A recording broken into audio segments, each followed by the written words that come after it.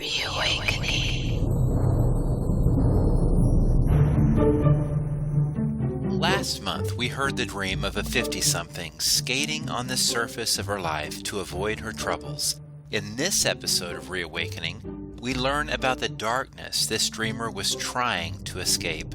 Join me, your host, Chris Mann, as I again join our very own dream expert, Yvonne Cones, as she explores two disturbing dreams her same 50-ish friend had just after her carefree dream. And sit tight as Yvonne explains how these terrible nightmares prompted her friend to finally go within to face and tackle issues of her past so she could finally move forward to build a healthier life. Hello again, Yvonne. How are you doing? I'm doing fine, thank you, Chris. Fantastic. So, last time we talked, you shared a dream of one of your friends, and you said you had kind of a follow-up to that dream. So can you shed some light on her continuing adventures? Yeah, she did have a very adventurous life, by the way. That's true, but that's another thing. Yes, the last time we talked, I talked about a dream that she had, which was where she was skiing across the top of the ocean and was very happy, just skidding all over the place, enjoying life, and it seemed to be a lovely dream. When we talked about it last time, I said that one of the things it showed was she was not willing to dive deeper into the ocean. She was just skating along on the surface and not willing to, what we all have to do at some point, is to go deeper within ourselves. The ocean representing life itself and spirituality. So this is where we were last time. We did it in more detail, of course, but the next night she had a very disturbing dream, which I think was her subconscious saying, you didn't pay enough attention last night. I'm going to make sure you pay attention tonight. So do you want to hear this dream? Absolutely. Okay. Goodness, yeah. So the second dream brought back memories of events when she was young. And I had made notes, and I'm going to read them to you. And this is from 1994, so it's a long time ago. Mm-hmm. It said, if she had refused to dive on the first night into the ocean, the subconscious made sure she wouldn't get away the second time. So when she woke this time, she'd had this really terrible dream, and I'm going to tell you it in a moment. She started thinking about her past, okay? Now, the dream was kind of a very sexual type of dream, but not in a nice way. We all like dreams where we have good sex. This is the dream. She was in bed with her ex-husband, and she'd been married 3 or 4 times, and this was her first husband. This was the husband with which she had 2 sons. In the next bed to her was her sister and her husband, and they were having sex. They began to have sex, but the noises quickly changed from sounds of pleasure to sounds of aggression and even rape, and her sister pleading for help from mother. That's exactly the word she used, mother. Yeah. Now, the husband hit the sister, and the dreamer jumps out in between to stop them, although the sister's eye was hurt. She must have had a black eye. Her ex-husband didn't want her to cause an upset by phoning the police. After all, this is all family. And the dreamer shouts, well, I'm not going to stop because you're never going to preach again, you hypocrite, she shouted. And call the hospital, she told her ex-husband. You can't. He'll get into trouble, he said. And then under the sheet, she saw her sister's body was burnt black. Now, she had another little dream straight after that. She was in a ballroom, which was filled with water. Some Latino-type man was on the floor. He also had something wrong with his eyes, horribly disfigured flesh around it, and a woman was with him. So that was another dream. And these dreams are all connected together in some weird way. Well, you wouldn't know it, but when you look into it, you start to see what the heck this is about. Yeah. So here is what I wrote at the time. Okay. When she woke, she thought about the father who had molested her as a very young girl. Oh. Now, she wasn't saying it was her father at this point. She was just saying a father. Yeah. She was also sure that some other figure had misused her, and this second dream, this really pretty horrific dream, suggests that this figure was the hypocrite, in quotes, who had preached virtue, in quotes, to her. This actually happened. She had some male member of the family who was always preaching stuff and so on. Yeah. Now, I want to say that her sister and her husband and the dreamer and her first husband all knew each other from being very young. Obviously, she knew her sister, but they all had been to school together. I mean, they all knew each other and then developed into, mature adults. And the sister's husband was a preacher. He became a preacher. And the dreamer is saying he's a hypocrite, all right, because he's abusing his wife. Wow. Let me go back to what I wrote. So she's thinking about things that people who had abused her. Now, the second dream in this series suggests this figure was a hypocrite and so on. And the repetition of damaged eyes, the sister has a damaged eye, then they have this Latino type who has damaged eyes, seems to say that others turned a blind eye to this mistreatment. You've got to look at the puns in these things and try and make sense of it. Right. So this was a macho type of a guy in the ballroom, and the image here is of a man with an attitude where the woman beside him could be the enabler. She's not damaged, but the dreamer believes this is her mother. And when the sister in the second dream is burnt black, she thinks that's a symbol of being burnt in hell for sins which could link up with the hypocritical preacher. Now, I've got to tell you, this was an ongoing deal.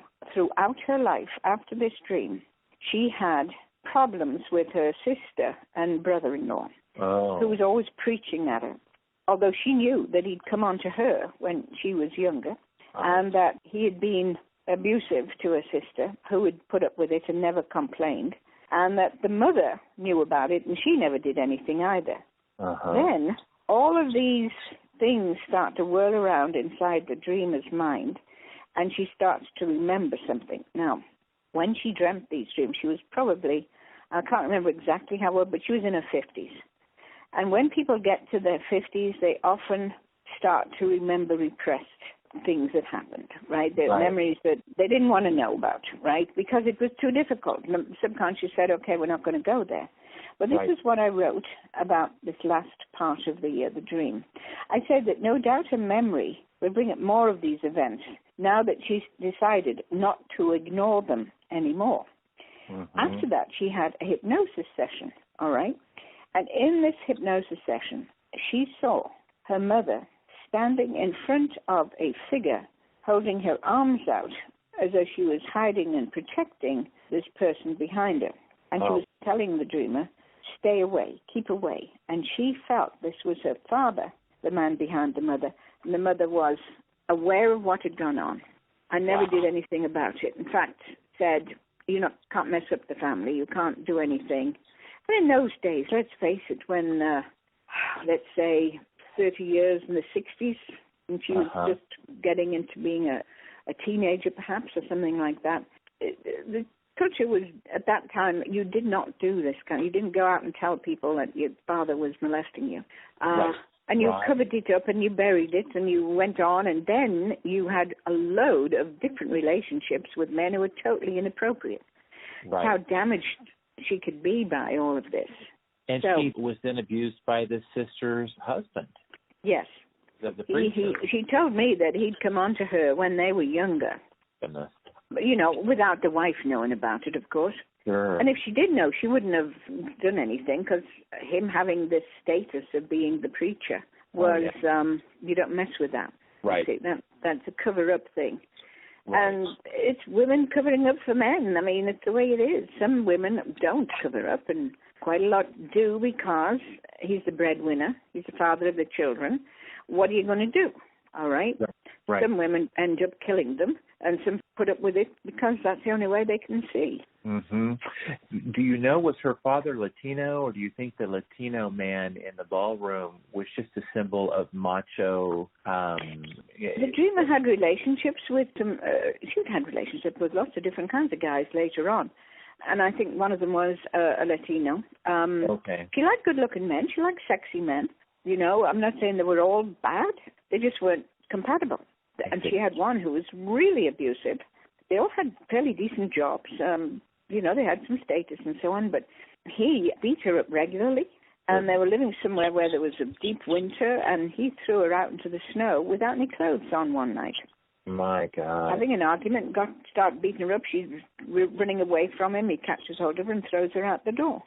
Well, that certainly seems to suggest that she was a victim of childhood abuse by a close family member, because to just sort of repeat those patterns, of Yes. getting involved with the wrong sort of person. Yes. But the father's face was never really revealed in hypnosis or in a dream, but that was the definite sense. Well, she felt it was. Well, I mean, if the mother is protecting a man, it can only be either her father or her husband. Or her husband. Right? That's, as far as I know, she never had any brothers, and they never had a problem that way anyway. But it was somebody who was obviously very important to the mother and didn't want anything changing that. Right. Well, my goodness. And so she has this dream, or these two dreams, that are really, really potent, a night or two after she had the dream about skating away from her troubles. Yeah. Was this a real wake-up call for her? I mean, you said she had hypnosis not long after. Yes. In a way, I think it did help. It's like, and I've compared this to when I've talked to other people about when you make a stew. All right, you have it on the stove for quite a long time, you stir it, the scum comes up to the surface. And you get a hold of a big spoon and you take that scum and throw it down the sink, okay? This is what happens. This is like memories, rotten, horrible memories as well. Buried right down and then gradually coming up to the surface. And what do? You skim them off and you get rid of them. Right. You go on with your life. You make the stew the way you want it. You add the ingredients to your life that you make it a better life. That's the ideal thing. Now, it still doesn't mean you don't feel hurt, but you haven't got to dwell on that. You've got to move on. Right. What energy are you investing in going into the past all the time? What good is that? Yeah. Absolutely. If you can acknowledge it, process it, and then get rid of it, that seems to me to be the ideal process of healing. So this was a real turning point, this dream or dreams. And yes, it did. Not to say she didn't have very unhappy relationships with men later on. She had one that I know of. But she handled it. It got to a place where the worm turned, if you like, and she thought, right, okay, that's it. I am not going to have this anymore. And she moved on in her life, and she was very much happier and organized her life and actually wrote books and did all sorts of things. So it was, yes, it was. It was, you've got to do it. You've got to face it and then let it go. Yeah. And I know from personal experience, I've had to do that. You do. And we don't always get every single thing right, but it certainly helps when you look at it, deal with it, and say, well, that was then, this is now. Was she able to process a healthy relationship with the mother and sister? Was the preacher still, did she keep him at arm's length after that? Oh, yeah. Yeah. They do not have a lot to do with each other. I mean, they're family, so they connect occasionally, but not often. But she's very close to her boys and lives close to one of them, and they're there for her. And, she has a stable life now, let's put it that way. And she's in her mid-70s. Yeah. And, yeah, she's not as adventurous anymore, thank goodness, because she doesn't need to be.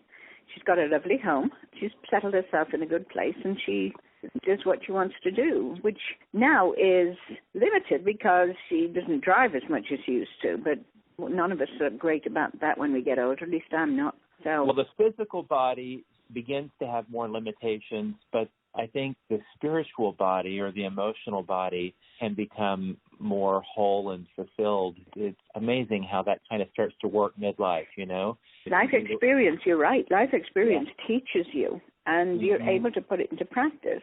One of the things, which is nothing to do with dreams as such, but for me, is that when I got to be 70, I said to myself, I am not going to do any more things that I don't have pleasure in. I'm not going to take on jobs that cause me grief because I feel a sense of duty. Yes. I have paid my dues, and I'm not going to do it. So I dropped out of several organizations where I wasn't that happy about what I was doing.